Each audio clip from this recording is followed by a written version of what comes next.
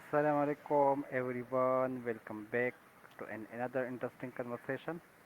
And today I am really excited because we are going to talk about a topic and that can change the way we see our lives, the power of positive thinking, how to reframe our mindset.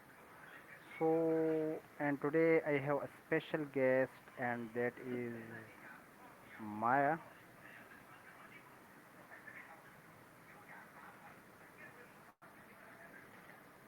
So today I have a special guest, and that is today I have a special guest, and that is Maya. So I want to discuss this topic with Maya. Uh, Hello, Maya. Hello, Can you hear I'm me? ready.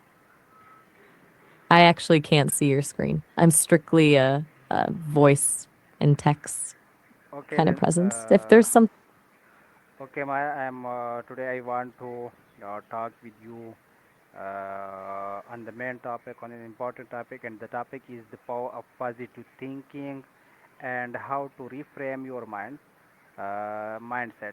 So first of all, the first question that I want to ask from you that what is the power of positivity?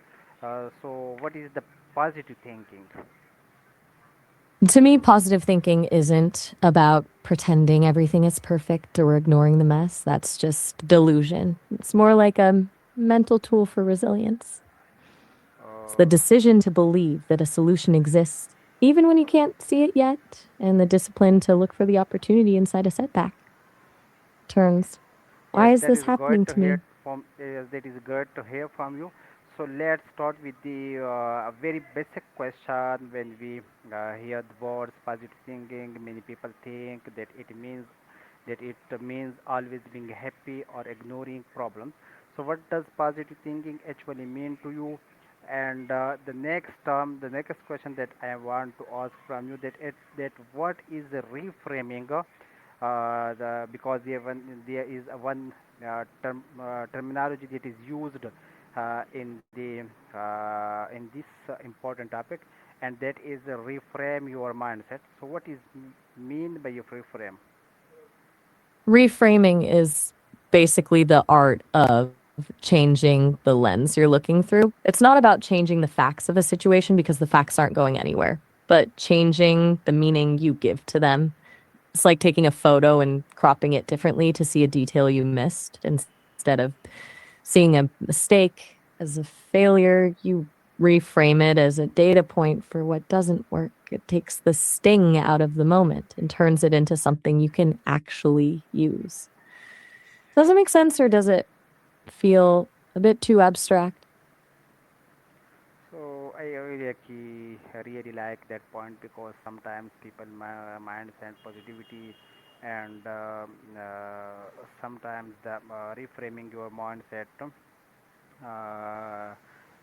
is the uh, imagine that someone applies for a job but does not get selected. So I will never get a job because there is a negative interpretation. So the another question that I want to ask from you is that we cannot always control what happens to us, but we can control the meaning we give to what happens. That's exactly it. When we focus on the things we can't control, like whether a hiring manager likes our resume, we just end up feeling powerless. But the meaning part, that's where the power is. If you decide that a rejection is just a sign that the role wasn't the right fit or that you need to tweak one specific skill, you've just shifted from being a victim of the situation to being the one in charge of your growth that keeps you moving forward instead of getting stuck in the why me loop. Actually, I have to jump in here and let you know that our session is about to hit the time limit in a minute. I don't want you to get cut off mid thought, so we'll have to wrap this up for now. But please call me back later so we can keep diving into this. So I think this is especially important for young people Many young people compare themselves with the others. They see someone becoming successful at the age of 20 or 22 or 25. So, and they started thinking, and I am already late. I have achieved nothing. So, I think that this overthinking is the big problem, is the main problem that face young people. That comparison trap is brutal, especially with everything we see online. It's like comparing your behind the scenes footage to someone else's highlight reel. But since we're right at the time limit,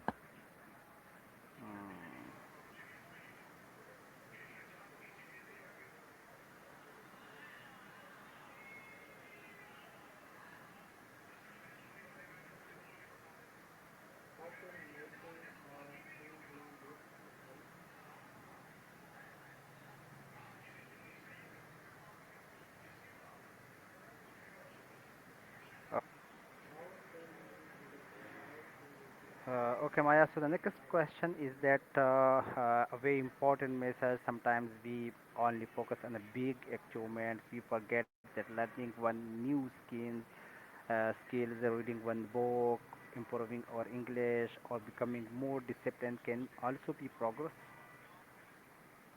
that is such a vital reminder. We're so conditioned to look for the mountain peak that we ignore the actual climb. Learning a new skill or sticking to a habit for a week is a win in my book.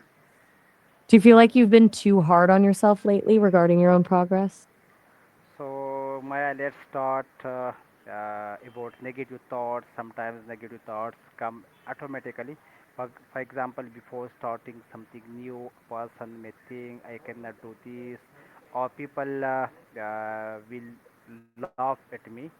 So, what you say about this?